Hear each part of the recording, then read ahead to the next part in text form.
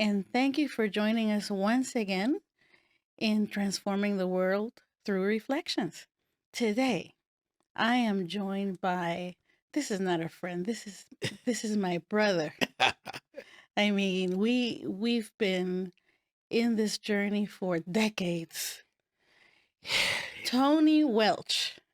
How you doing, Melissa? How you I'm doing? Thank doing you for the opportunity. beautifully. I'm so glad that Yeah. you're here. Oh, I'm ecstatic. I don't know. Let's go. Let's go. Let's go. Let's go. So, let me share some things about Tony. So, educator, artist, and arguably the most amazing salsa dancer in the West Coast. So much so that the queen of salsa, Celia Cruz herself, cheered him on from stage. I was there to witness it. And so we're going to jump into a lot of juicy stuff, not only about, life as an educator, as an artist.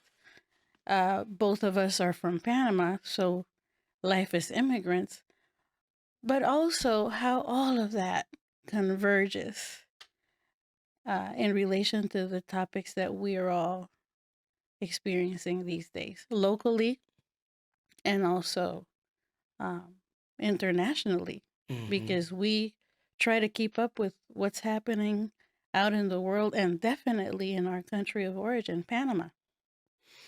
Yeah. Melissa, is I do what I do because I have a little bit of Chorrillo, which is a small little community in Panama, and the word that stands out is community. Mm. Even though we didn't have much, or at least people in the outside thought that we didn't have much, but we had each other. And that's the sense of community I like, I would love to bring in a bigger stratosphere, I would say. And I'm working on that. You've been with me since we were down the street. Mm-hmm. And it takes work. It takes work because people come and go. But the idea is still there. Yes. So I say all that to say this is that number one, Melissa, thank you for giving me the opportunity to express myself and to be here to share my ideas and thoughts with the world. The second thing, what you just said about things that are going on internally and also internationally in our country is something that is really is in here twisting my stomach Mm. because I lived it. We lived it, Yes. and it seems to do the same thing over and over again. And I wish I could do something. I wish I could do more. But one thing I do understand is that we do things in small portions and then we create an empire. Mm. Because if you go from nothing to an empire, you haven't learned. You haven't learned the step that it takes to stay in that empire. So that's the way I look at the things that I do. Little by little, we were down the street and we went murdered here and there. And as I go, I'm learning to be more empathetic, Mm-hmm. to be more patient, Mm-hmm. to be way understanding. So that's why we're here, transforming the world through reflections. Well, just so that more of our audience is aware of what communities we're talking about, Mm. it's a salsa community. And as Tony likes to call it, the salsa village. And in this village, there are so many countries represented. You have been such I want to think of a phrase to describe it, community builder. A community builder, because we have created such um, a large group of friends that are from all over the world, LA being so international, and they all come together through salsa. And people are surprised to see how many people join the group and bring new people and bring new people and or as you like to call them, sexy people. you know and the community has gotten larger, and it's been a really special opportunity for us to learn more about each other's culture, because like I said, how many countries are represented in this community, this salsa community? Melissa, wow. How you did a Panamanian thing there. Right? Wow. I mean, Suck my teeth. do you remember when we had the opportunity to witness a wedding between two people from India that Oh my God. they combined Look, my skin just, they yes. combined dancing this Afro Yes. music with Yes. Indian music in their wedding. Oh my Why? God. Because of the salsa village. That, mm, that to go to go tell from you. That's the beauty. That's the beauty. That's the beauty. People are brought, you know, I call it, un balde de ciruelas. If you guys don't know what ciruelas is in Panama, ciruelas is a delicious, how do you explain Plum. it? A plum. Sour but sweet, and Yes. but there's so many colors. So many, but yes, each one has its own distinct flavor. Yeah. And that is what I see the village being, that balde. Balde's, what we say balde? Tub. A Yeah. tub. Yeah. So we're a tub of plums? A tub of plums. Okay. I'll take it. It's a tub of plums, right? Ciruelas in Spanish. So that's what I see. I see people from all walks of lives. Yeah. Yeah. African American, and then we got all the Afro diaspora. Yes. From Cuba, Panama, Puerto Rico, Everything. everywhere. Everything. And that's one thing. Mm-hmm. And then we got the Afro Americans from the South, from the North, from the East. Yes. And we have that. It's just, Yeah. it's a beautiful thing. Yeah. And it just happened by serendipity. Mm-hmm. Because all I wanted to do is dance salsa close to my neighborhood. Yeah. That's all I wanted. Yeah. And people just drew to that. Yes. We started in Inglewood, Melissa, I remember. on 64th Street and La Brea. I remember. And I remember people staring at us from the outside. Remember that? And then asking questions like, what is this? And and especially people who are surprised to see Black people, speaking Spanish, and then you're dancing this other. What is this? And the thing that I love is that everybody who was already part of the community warmly welcomed those who were curious. And that's what enlarged our community. Mm-hmm. And it serves to not only celebrate our culture while we're here in the U.S., but also, we get to learn about the people who join. And I have to tell you, and I know I don't speak just for myself. I'm thinking of other people who, like us, are immigrants and are part of this village. There's something, it's like a balm to know that there's a space where you can freely express yourself and be with the music you grew up with, and it's a way of feeling at home away from home. That's what I wanted. Melissa just summarized everything in those few elegant words. A bomb, a bond of people. Yeah. And That's what I want. Mm-hmm. I want people to enjoy what I enjoyed Yeah. growing up. Yeah. Get a little bit of what I had, and I just want to share it. You know, I'm not here to try to make money or anything. I'm not here for that. I'm here to share culture, Yeah. to hear from you, you hear from me, and together let's bring some peace. Right. Right. That's it. Right. If our energy can be transmitted to other people, let then let's do so Let's do so. positively. Exactly. Because so much of the unrest that exists not only locally but abroad is not knowing about each other, Hmm. not getting to know each other one on one, but relying on all the stereotypes. And this type of community dismantles Hmm. Excuse me, Melissa. stereotypes, I'm you sorry. know? Uh-huh. And so it's of great value to have that. I find that it's of great value.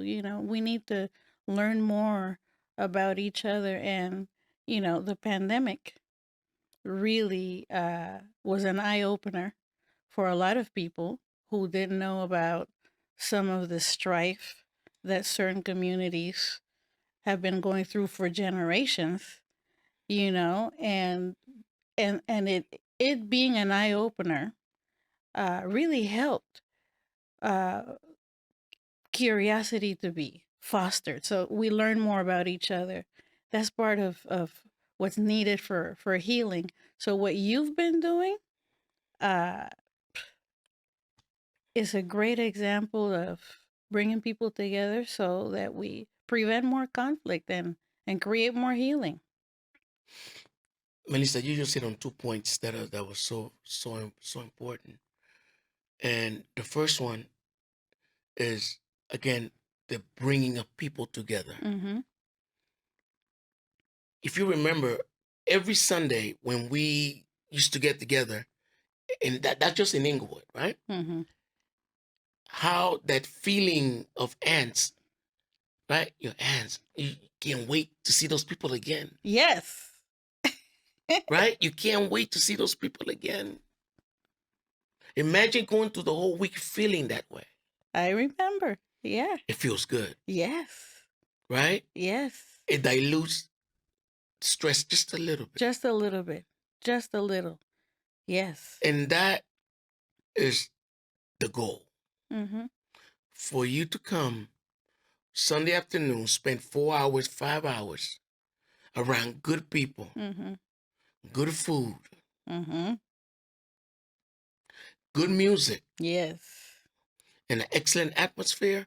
You go home feeling so renewed that you want more of that. And you might find somewhere else to go, and that's fine too. Mm-hmm. That's the whole point, discovery.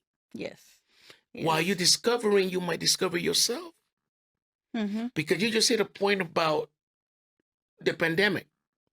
The pandemic was a reality check Mm. for a Yes. lot of people, Yes. for me as well. One thing I learned, no man is an island. We all need each other. We do. We do. We all need one another. And by doing what I do, I'm not trying to preach. That's not that's not the point. Life does that. You just Mm. have to pay attention. Ooh, tell that again. But Hmm. but what I'm just I'm just a vessel. I have a saying that I stole from Erica Badu, and she says it's not me, it's through me, Mm-hmm. and that's all I am trying to do. Mm-hmm. Just trying to do God's work. That's all. I'm not, I'm not gonna sit here and be, oh, no, say that. So I'm not that.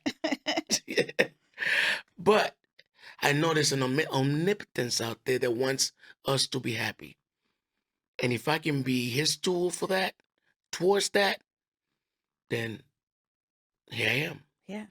That's why we're still here. That's why we're here. And that's why we are transforming the world. See, always goes back to the topic. That's a beautiful topic. I love it. It's a community thing. Yes, it is. It's a community thing.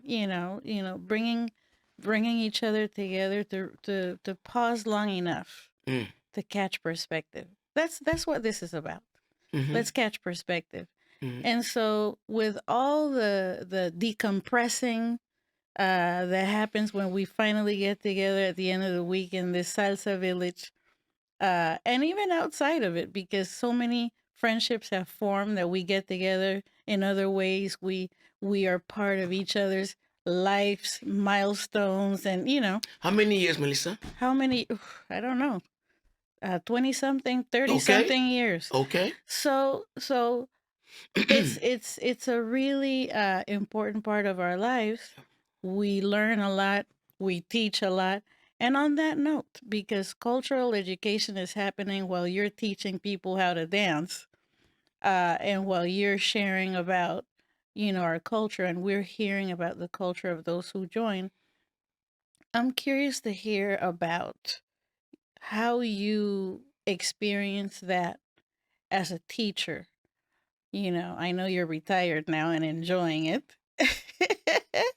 I might not look it, Right? but I am. But retired. And, when you were with students in middle school and high school, how did this love of cultural education show up in the classroom setting? In a classroom, well, I can't help it. I've been in the educational field for 32 years and went to school, got all my graduate degrees, and I did all that because I wanted to share what I learned, what I have learned in Panama. Mm-hmm. Because the educational system here, I saw that there isn't a I would say no hay lazos. Yeah? There aren't any connection Mm-hmm. between teachers and students. Mm-hmm. And the arts, to me, the arts is what makes that connection. Yes. Music. I remember in Panama, we used to have a thing called artes manuales, Yes. manual arts. Uh-huh. And every week we did something. We did some painting or we Something. did paper mache. We did something. Yes. And you could see if a kid wasn't good in math, but he was good in art. Mm-hmm. If he wasn't a good reader, but he could paint. We all are good at something. Right. The thing is to go inside and find it. Yes. And as an educator, that's your job. I know sometimes you have 30-something students, and it's hard. Yeah. But you can try. You can try. And trust me, those kids would appreciate it, and they will see the truth. Mm-hmm. That at least you're trying. Yeah. To see something in them that they don't see in themselves. So back to your question, that is what pushed me into becoming a teacher, more so. And it was to make students become better. Mm-hmm. A lot of these kids, because I went to school here, I went to junior high school here, I went to high school here. That is the one. They don't have that pat on the shoulder. In Panama, we have our friends. I mean, so when you do something, hey, Tony, está bien, loco, hiciste bien. Mm-hmm. There's always that positive reinforcement. Kids here don't have that. Mm. At least my experience. Yeah. I didn't see that. Not as a kid. Unless you have your own little friend, group of friends, that you hold on tight to, you're not going to find that support system. Yeah. So I feel as a teacher, you create a situation where people can come together and support each other, one another. Again, community. Again. And as a teacher who is also an artist, I could see how these things came together so seamlessly, you know. I'm listening to you and I'm thinking of my mom who is a teacher. Mm. You know that. I get the opportunity to Hi, teach Mom. too. I get the Love you. opportunity to teach also, you know. Yes. And I just, like you, I feel like anything that you want to learn about, this is my bias, is best understood through the arts. I don't know that you can understand humanness without the arts. So I see how you would include it in your work with students. It's so helpful. It really opens things up uh, to let the arts be the platform. To let the arts be the platform. The the one you have as an educator, you have to create that situation. I think because of the way things are nowadays and Mm-hmm. cost of living, stress, people have lost that eagerness, Mm. and it has just become a job. It's a job. I've heard teachers say, "I'm gonna get paid regardless." Mm. Well, you know, on that note, um, talk about low morale, right? Having an influence on the way you do your work or don't do it. Mm.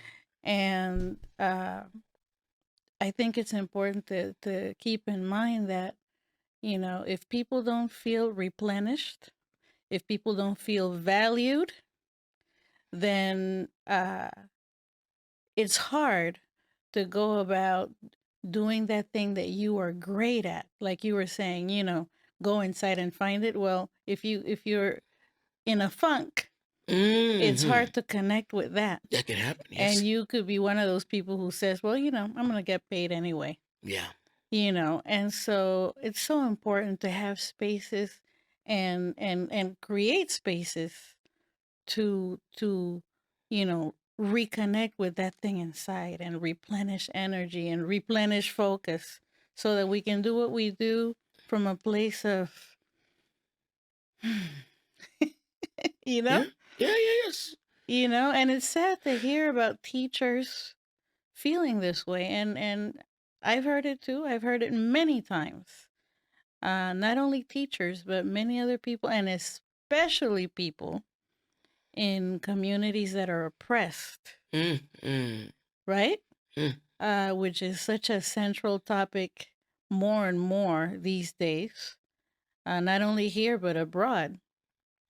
Um, so I think it's important to create a circle that helps to replenish our energies to move forward and also continue to stand for justice, social justice, which is another topic so central these days. Not that it's being a central topic for the first time, but again, the pandemic opened a lot of eyes, a lot of eyes, Open my a eyes. lot of eyes, Hmm. and so you know, I I I'm hoping that this doesn't lose momentum. I'm hoping it doesn't lose momentum because we really need to um, keep moving forward in this healing process, and education is part of it. And so we keep hearing about banned books. We keep hearing about how, for generations, uh, textbooks included only certain things, systematic oppression. So I want to hear you speak on that because yes, yeah, I want to hear you speak on that. Yes. Ooh, you're gonna get the Malcolm X out now. Yes. Bring him out. I want to hear you speak on that because I know closely your commitment to your students. And so and to your colleagues, to other teachers so that people don't feel so despondent and do the work they love. Ignorance, sad to say, is bliss. But it's only bliss when you allow it to flourish, when you allow it to grow. You can stop that. You can stop the bliss. You can stop the ignorance. But you have to accept, you have to be able to accept that this happened Mm-hmm. and it's not your fault. Your job is to correct those mistakes from your antecedents, not to propagate them. Mm. You propagate them by trying to erase history. You can't do that. And I feel that is the number one thing. People need to be accountable for things that has happened and stop looking for excuses to hide away from these things that, to me, see, I'm sorry. If you don't, if you don't deal with a problem, it's gonna stay there, and you're not gonna learn anything from it. And we're here to learn. We saw it with the civil rights movement. Mm-hmm. We're seeing it today that nothing has changed and no one learned from that. If anything, they were more hypocritical of their ignorance and they were more hypocritical of their hate. They learned to hide it more instead of dealing with it more. So, this thing about books and trying to get books out of libraries, and that is what I mean by ignorance. How are you going to take away something that is going to help you? It's like taking away medicine. Oh no, we'll deal with it. Yeah, okay. Mm-hmm. Okay, you're gonna deal with it. Okay. How can you deal with something when you haven't dealt with it before? Now it's too long. Now it's consumed you. It's too late. You cannot deal with it now. Now you need medicine.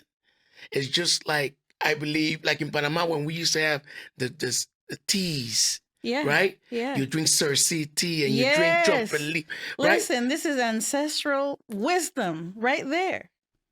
Why we drink those things? Mm-hmm. Not to get better, because we drink on a Saturday. Today we're drinking trumpet leaf. Ay, Dios mío, I'm gonna drink that. But we were drinking it to prevent catching a cold. Exactly. Right? Again, the wisdom of the ancestors.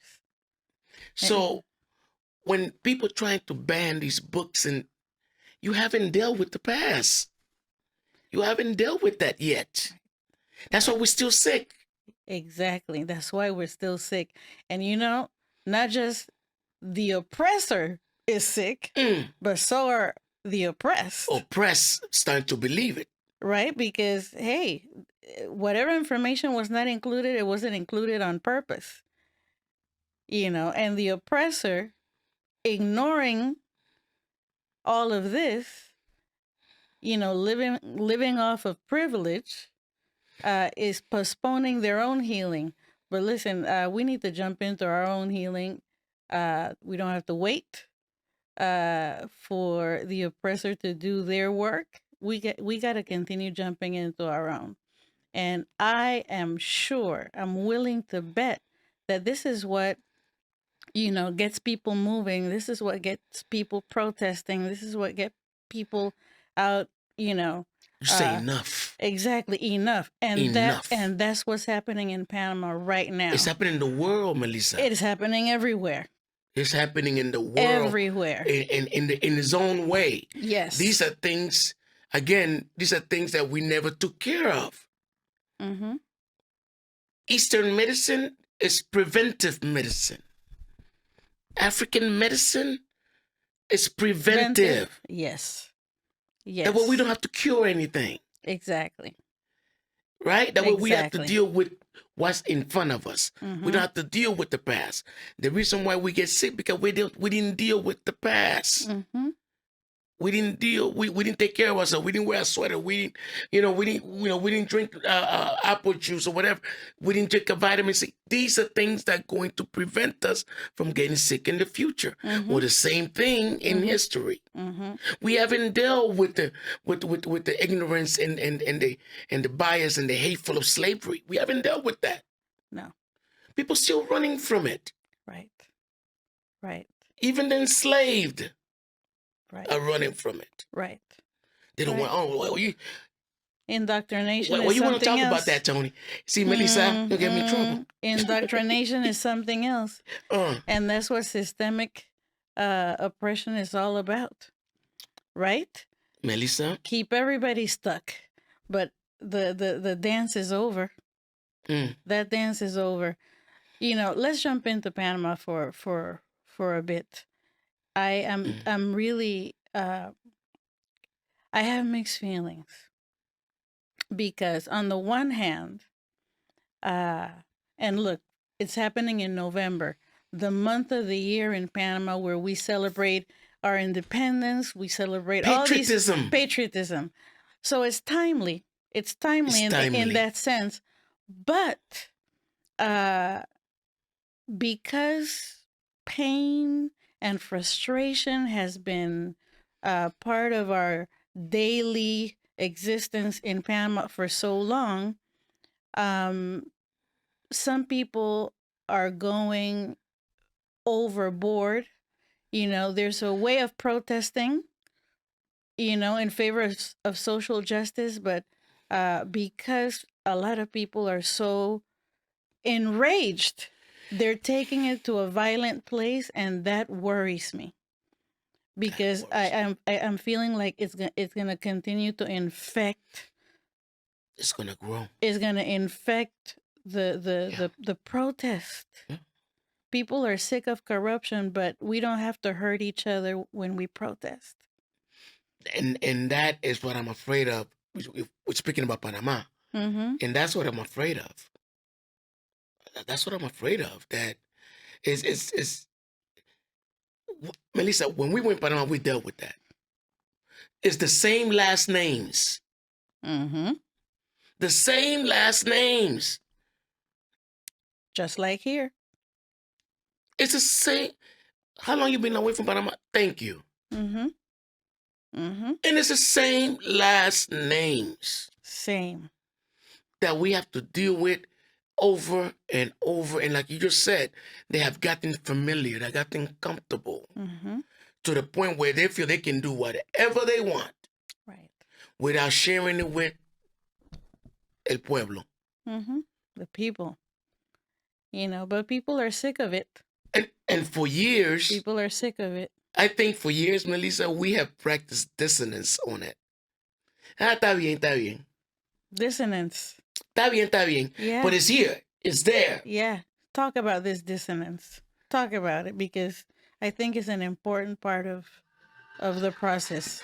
Your favorite song? Epa, Salsa. Speaking of dissonance. I'm sorry, guys. Okay, let me turn this off. Ay, Dios mío. Oh, gosh. Music is calling you. My apologies. It's all right. Technology. Yes. But, yes, the dissonance.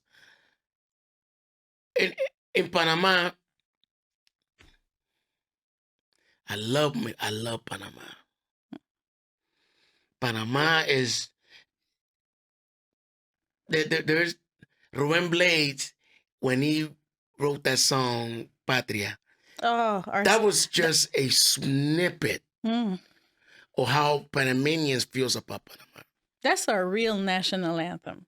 That really is our national anthem. That is a real national anthem. So to say this, the dissonance, I think, is the love we have for Panama. We don't want to do what we're doing right now. We don't want to destroy Panama. We don't want to stop Panama. We want Panama to be that beautiful thought that we have of it, right? Yeah. That imagination, that beautiful place that Panama is in our mind. And I think that's our dissonance, Melissa. So to protect that image, we practice dissonance. Oh, it's okay. It's going to be okay. Todo está bien. Mm-hmm. Todo está bien. And we brush it aside. Mm-hmm. Mm-hmm. But those with the power that be, they see that. They see that, oh, all it takes is, patria, un carnaval. Yeah. Yeah. And Panamanians, why? Because we're afraid to fight. Not anymore. But not anymore. Not anymore. Not anymore. We are back to the 60s where people just had enough. Just like here in the U.S., when you think about the civil rights movement, powerful, and definitely infused by music. Mm-hmm. Speaking of the power of the arts, mm-hmm. in our life experiences, community building. Mm-hmm. Same thing is happening in Panama even now. Yep. Music is central to this protest. Yeah. Right? So the thing though that I'm hoping will continue to happen in Panama, just like worldwide, as people are opening their eyes to, things that have been problematic for generations, is that we pause. We pause to go deeply into learning about history, so that we can take action mindfully, well informed. Go into it well informed. And also, I want to repeat something I saw this morning from one of my colleagues in Panama, which was really moving. She was really encouraging our community to continue protesting, but to look for ways to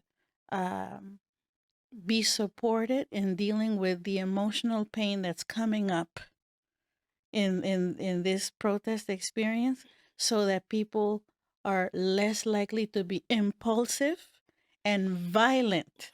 And that's why we talk so much in this space about the power of reflection. That can only happen when you pause. Mm-hmm.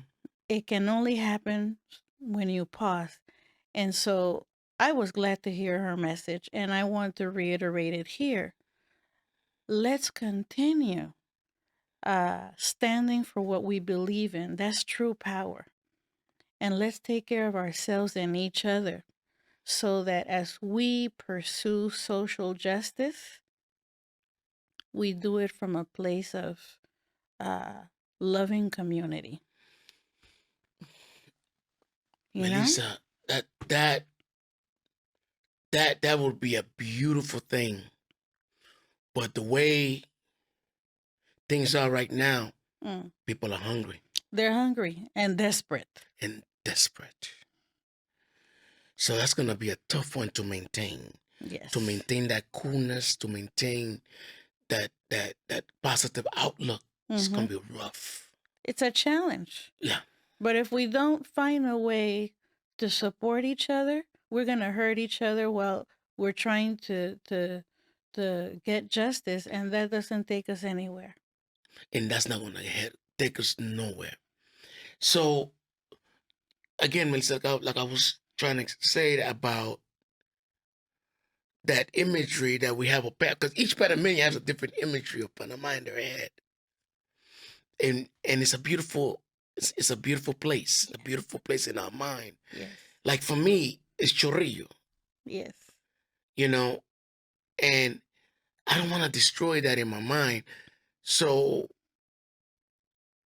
unconsciously, I know something is wrong over there, but it's okay. It's all right because we know if we pay attention to that, it's going to destroy that imagery that I have in my head because now I have to deal with reality. Yeah. Yeah. And right now, Panama is dealing with reality. Yeah. I think that imagery is slowly fading. We still have it. We still have it. But I think now we need to get business. Just that simple. That's simple. Because the powers that be has been doing what they do for too long. Mm-hmm. They have taken Panama, they have sucked Panama dry. They have sucked Panama dry. We need to protect our resources. All that means. We need to protect our natural resources, which is what started the protest. Yeah. But we need to also take care of each other. The same is true here in the U.S. The same is Same. true everywhere else. We need to take care of each other, but in the process, really learn more about our history. The things that are happening today are no accident. Yeah. No accident. No accident. So, I am so thankful, Tony, that you um, do what you do to bring people together because that is part of the process of healing. You bring people together so we learn more about each other and ourselves. And that is valuable. So valuable. It's just like we were speaking of earlier. To me, there's nothing more beautiful than we're having a conversation.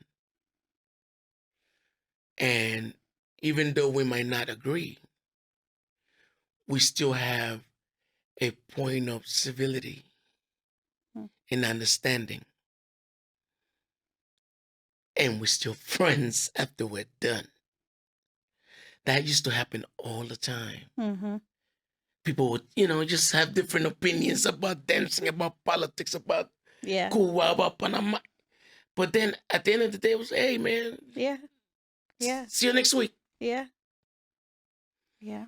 But then I, I, I saw people, even the ones that were in the opposite view of their spectrum, they would and think about it. Right. And that's what you want to invite. And that's what you want to create Yes. dialogue. Yes. You want to create dialogue, positive dialogue. Yes. Because when you have that, that creates community. Mm-hmm. That creates people want to come together and be with one another. Mm-hmm. And what I do is small. What I do is very small. But I'm trying to do the best I can with what I have. Because it makes me feel good. And I hope that everyone that's part of, as we call the Salsa Village, Yes. also feel the same way I do. Because it comes from a place of love. Yes. It comes from a place of love. I'm not trying to like I said earlier, I'm not trying to preach. I'm not trying to Mm-hmm. do any of that. All I want is a place where Sunday I can See, I remember Melissa used to drive a Saturn, a burgundy Saturn. And then when that car used to speed up La Brea and park, I said, yeah, we good, we good. There were certain people, there were certain people, and that feel, I don't know if you guys understand what I'm trying to say. That feeling of anxious of seeing someone Yes. and being around people. And that can take us away from the madness that's going on right now for 4 hours. Mm-hmm. To recharge our batteries. So we can recharge our batteries. And then we can go back and face that again. And really But face with it. Huh? Really face it. But face it now with a positive outlook. Mm-hmm. Mm-hmm. Right? Face it now with a different idea. Because you had that argument over there. And that person probably gave you a little bit of insight on something that you didn't know. Yeah. But now you have a different outlook. Yeah. That's what it's about for me. Who knew that a salsa community could do so much? Right? Go figure. But hey, I mean, that's what we bring from home. That's what we bring from home. That part. That was that. See, medicine. Now, you see Melissa's face? Music is medicine. See, Melissa has that Panama in her head. Yes. See, that's Melissa. See, that's exactly what I'm talking about. Mm-hmm. And every Panamanian you speak with, we have that. We have that piece of Panama in our head. Mm-hmm. And we don't want to destroy that. Exactly. So we don't look over there, because that will destroy what we have here. So my thing is, how can we still have this and fight that? Well, you know what comes to mind is let's stand for something. So we use our energy in the best way instead of having this againstness, this, I agree. I agree. Let's adjust our energy. That's real power. I agree. That's real power. Number one, we're Panamanians. Mm-hmm. Yes.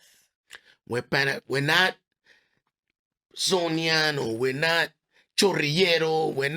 No, we're Panamanians. Yes. Yes, yes, yes. This sectionalism, whatever. Leave it wherever you leave it. Yeah. We're Panamanians. Yeah. And we need to think as one. Yeah. If we can do that here, and we can help here somehow by creating some type of fund, some kind of funding, some kind of something, so we can help, and that's all we need to do. Right. And I'm all for it. But although some of our conversation has been about our concerns about things in Panama right now, I feel that concern parallels what happens here in the U.S. in terms of,